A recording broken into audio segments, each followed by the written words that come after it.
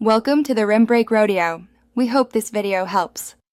You start by making sure the phone is on the latest iOS and that the physical Nano SIM is already inserted.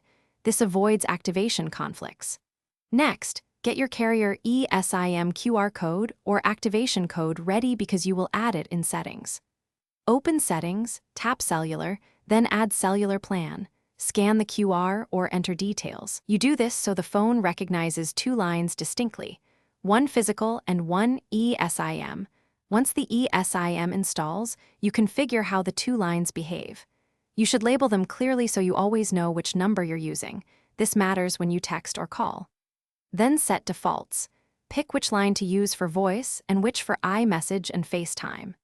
After that, choose your cellular data line and enable Allow Cellular Data Switching if you want calls on the other line while using data. These steps prevent accidental charges and keep contacts reachable.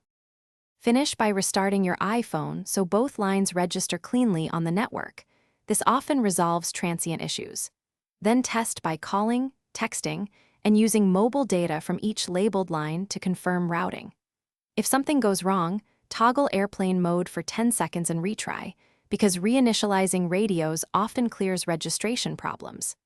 If the problem remains, contact the carrier for eSIM provisioning checks. They can confirm activation and network settings, so you can use both SIMs reliably.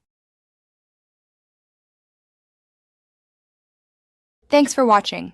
Consider subscribing if we helped you.